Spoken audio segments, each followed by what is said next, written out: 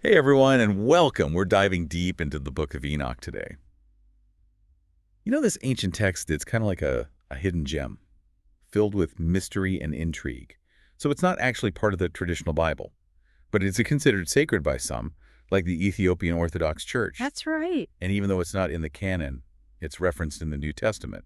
So that means those early Christians knew about it. Exactly. And to add even more intrigue to this, Oh, yeah, fragments of the book were actually found among the Dead Sea Scrolls. that's right, reminding us of its historical significance. Yeah, you can't really argue with that when you think about it like that. So it really makes you wonder what secrets it holds, right? Absolutely. I mean, we're talking about visions of heaven, angels, Mm. giants, prophecies, even a unique system for measuring time. It's almost as if Enoch was given a glimpse into realms beyond our normal perception. Yeah. And he was certainly ahead of his time in many ways, especially when it comes to understanding the cosmos. So let's start with the man himself, Enoch. This isn't just some random guy in the biblical lineage. He's Noah's great-grandfather, Wow. a direct descendant of Adam and Eve. Imagine being part of that first lineage, carrying the stories and wisdom of those earliest generations. Yeah, what stories he must have heard growing up. And get this, at just 12 years old, he's essentially abducted, taken to see the heavens by beings he calls watchers. I mean, talk about a life-changing experience. Yeah. Do you think those watchers could be what we might call aliens today? It's an interesting parallel, isn't it? Yeah. If we think about other biblical figures, like Elijah, who was also taken up to heaven. Right. It makes you wonder if these prophets were experiencing something akin to what we now describe as alien encounters. Yeah. Perhaps they were the ancient world's contactees. Whoa, that sent shivers down my spine. And the Book of Enoch doesn't stop there. It actually delves into astronomy and timekeeping with impressive detail. Enoch describes celestial movements and establishes the 364-day solar year with 4 seasons. Surprisingly accurate for its time. It's true. While not perfectly precise, Enoch's system was a significant leap forward in understanding time. Yeah. And think about this. Enoch is said to have died at age 365, mirroring the solar year he so carefully observed. Could that be purely coincidental? Or is there a deeper meaning encoded within the text? Okay, that's a fascinating connection I hadn't even considered. It seems like every detail in this book has the potential to unlock a new layer of understanding. And speaking of unlocking secrets, let's talk about those rebellious angels, the Gregoria, also known as the Watchers. They defied God by sharing forbidden knowledge with humans, even interbreeding to create the Nephilim. The term Nephilim itself comes from the Hebrew word nephal, meaning to fall. Yeah. So they are the fallen ones, the offspring of these rebellious angels and human women. Wow, the fallen ones. So these Watchers brought with them knowledge of herbal medicine, writing, astrology, and even weapon mating. It's like they opened Pandora's box of ancient tech. But it also raises the question, who decides what knowledge is dangerous and who has the right to control it? It's a question that echoes throughout history and even into our present day. Yeah, it does. Think about the debates surrounding artificial intelligence, genetic engineering, Yeah. or even access to certain information online. Wow, that's true. The Book of Enoch taps into this primal fear of knowledge as a double-edged sword. Okay. Now for the part I know you've all been waiting for, the giants. Who doesn't love a good giant story, right? Right. And the Nephilim are at the heart of so many legends and myths. The Book of Enoch even describes the chaos they caused on Earth. Their immense size and strength, combined with their access to advanced knowledge from the Watchers, made them a force to be reckoned with. Yeah, I can imagine. But here's the thing. The giants aren't just confined to the Book of Enoch. There are other historical accounts and archaeological finds that suggest giants might have actually existed. Think about Magellan's encounter with the Patagonians in the 16th century. Oh, yeah. They were described as giants, towering over European explorers. Right. And then there are those oversized weapons and structures, like the megaliths of Stonehenge or the pyramids of Giza. That seemed too massive for humans to have built with the technology available at the time. Right. Could these be traces of a forgotten history? A time when giants walked the earth? It's certainly a tantalizing thought. While we need to approach such claims with healthy skepticism, the evidence, however circumstantial, raises intriguing questions about what we think we know about our past. You know what? I agree. Perhaps there are chapters of history yet to be uncovered, hidden beneath layers of time and forgotten narratives. Yeah, and just waiting for us to discover them. Speaking of hidden chapters, let's dive into Enoch's prophetic dreams and visions. The book describes them in vivid detail, outlining Israel's history, future conflicts, and even glimpses of the apocalypse. It's like he was given a sneak peek into the future of humanity. And what's fascinating is that the Book of Enoch doesn't just present these visions as random occurrences. Ah, It lays out a framework for dream interpretation, a practice that's still relevant today. so it's not just about predicting events, but about understanding the language of symbols and the deeper meaning behind those dreams. Exactly. For example, Enoch uses animals to represent different groups of people, and colors to symbolize specific meanings. White for purity, black for sin, red for martyrdom. It's a complex and nuanced system of symbolism that invites deeper interpretation. Hold on. I need a moment to process all of this. The Book of Enoch is like a multi-layered puzzle, with each piece revealing another layer of complexity. It's certainly a challenging text, but also incredibly rewarding for those who are willing to delve into its mysteries. And speaking of mysteries, there's one particular interpretation of the Book of Enoch that has captured the imaginations of many. The idea that it holds clues about the origins of a powerful elite who have secretly controlled the world for centuries. Ah, yes. The age-old question, who really pulls the strings? Exactly. The Book of Enoch, with its emphasis on forbidden knowledge, and a lineage stemming from Adam and Eve, certainly provides fertile ground for such speculation. So there are these cryptic passages about a location, burning day and night, and 7 mountains of precious stones that have led some to believe the book is referencing Antarctica. It's important to remember that these are just interpretations, and not everyone agrees with them. Right. But the Book of Enoch does raise questions about power, knowledge, and control, and how these forces have shaped human history. It makes you wonder, what if there are forces at play that we're not even aware of? What if history isn't as straightforward as we've been led to believe? Those are questions that have captivated thinkers and conspiracy theorists alike for centuries. Yeah. And the Book of Enoch, with its blend of history, prophecy, and mystical visions, certainly provides ample food for thought. It's like a rabbit hole that just keeps going deeper and deeper, leading us down a path of intrigue and discovery. But let's take a breath and unpack what we've learned so far.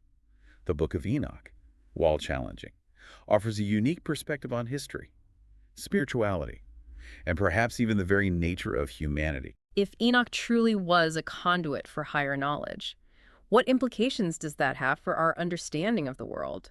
And our place within it? What else might be hidden within its cryptic pages, waiting to be deciphered? So many questions, so much to explore. I'm ready to dive back in, are you? Let's continue our journey. There's still so much more to uncover. Okay, I'm still reeling from that deep dive into forbidden knowledge and hidden lineages, but the Book of Enoch doesn't let up, does it? I'm particularly intrigued by this idea of a week-by-week prophecy that Enoch lays out. What's the deal with that? Well, first we need to clarify that week in this context doesn't refer to a literal 7-day period. Enoch is using the term week to represent a symbolic epoch or age in human history. So we're talking about weeks on a grand, almost cosmic timescale. Yeah. That makes more sense. So what kind of events does Enoch prophesy within these symbolic weeks? The prophecy starts with the creation of the world and the establishment of humanity, echoing some familiar narratives from the Book of Genesis, but then it dives into a darker period, describing the corruption of humanity, the rise of wickedness, and of course the emergence of the Nephilim. Those giants again. I'm starting to see a pattern here. It seems like their presence is always linked to chaos and a turning away from the divine. That's a key theme in the Book of Enoch, the idea that straying from righteousness has dire consequences. Enoch foresees a series of calamities, including natural disasters, wars, and ultimately a devastating flood. Wait a minute, are you saying that the flood described in the Book of Enoch is actually tied to this prophecy of weeks? Precisely. The flood isn't just a random event, but part of a larger pattern of cosmic judgment and renewal. Each of these symbolic weeks brings humanity closer to a final reckoning. Wow, that's intense.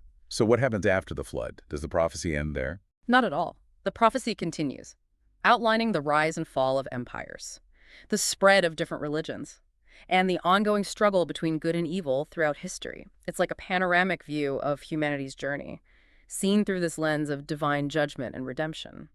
Okay, so it's not just about predicting specific events, but about understanding the cyclical nature of history and the consequences of our choices. Exactly. And woven throughout these weeks is Enoch's message about the importance of staying true to the divine will, even in the face of adversity. Oh, we've got this epic prophecy playing out across these vast symbolic weeks. But how does it all end? What does the final judgment look like according to Enoch? Enoch describes a separation of the righteous from the wicked. The righteous are granted eternal life in a heavenly realm, while the wicked face punishment. It's like a cosmic sorting hat, deciding who gets access to the eternal afterparty. But it sounds like it's more than just rewards and punishments. It's about restoring balance and establishing a new era of peace and righteousness. That's a key takeaway from the Book of Enoch. The idea that our actions have cosmic significance.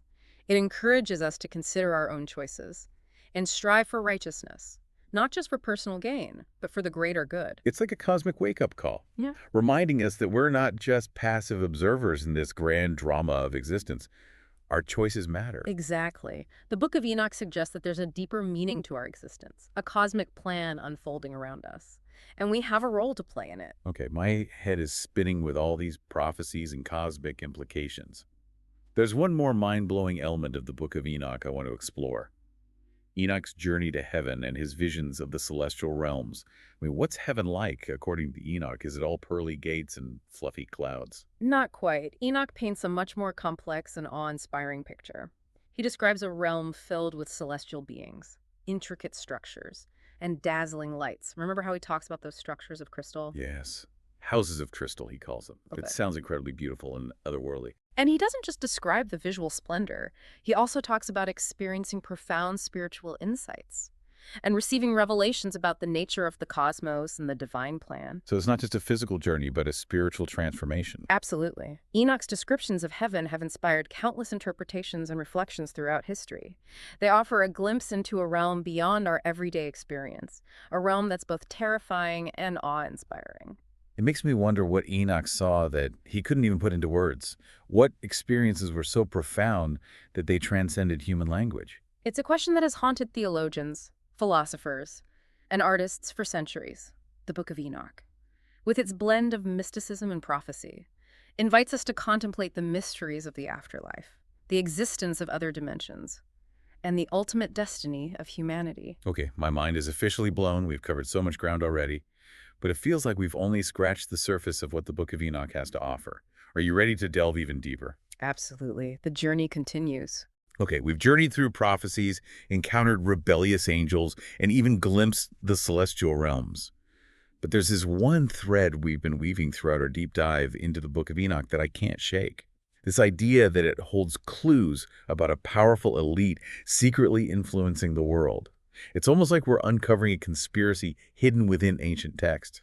It's certainly a captivating interpretation, isn't it? It is. And the Book of Enoch, with its emphasis on forbidden knowledge passed down through generations, does lend itself to these kinds of theories. Remember those watchers who shared their secrets with humans? Oh, yeah. What if that knowledge wasn't just about astronomy or technology, but about power itself? The power to control, to manipulate, maybe even to shape the course of history from behind the scenes. It's making me think of secret societies, shadowy organizations pulling strings throughout the ages. While there have been historical groups like the Illuminati, the idea embedded within the Book of Enoch isn't necessarily about a specific organization. It's more about a lineage, possibly descended from Adam and Eve, that has inherited not only wealth or status, but a unique and potent form of knowledge. So it's less about a formal organization and more about a hidden bloodline, a family passing down secrets and influence through generations. That's even more intriguing. It's like a secret society spanning centuries, each generation inheriting a responsibility to guide events according to their own hidden agenda. Exactly. And the Book of Enoch, with its tales of fallen angels, forbidden knowledge, and a chosen lineage, provides a fascinating framework within which to explore these ideas. I have to admit, it's a little unsettling to think about. What if there are forces at play that we're completely oblivious to? What if the history we've been taught is only part of the story? It certainly challenges us to question what we think we know. And that in itself is one of the most valuable aspects engaging with a text like the Book of Enoch.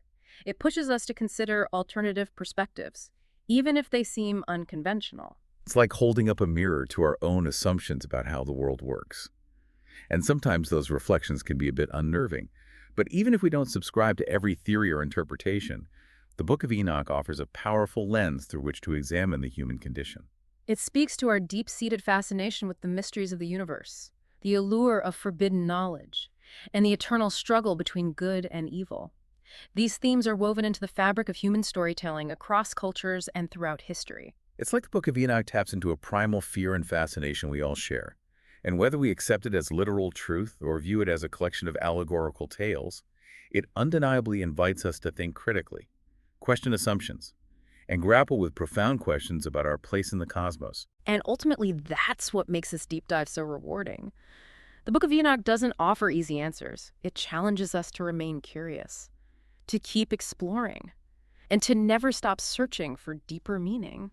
So as we wrap up our exploration of the Book of Enoch, what's the key takeaway you hope our listener walks away with? I hope they're inspired to keep questioning, keep learning, and keep diving deep into the fascinating world of knowledge and ideas. The Book of Enoch, in all its complexity and ambiguity, serves as a powerful reminder that there's always more to discover, more to understand, and more to wonder about. Beautifully put. And on that note, we conclude our deep dive into the Book of Enoch. We hope you've enjoyed this journey as much as we have. Until next time, keep exploring, keep questioning, and keep seeking those hidden truths that lie just beyond the surface of what we think we know.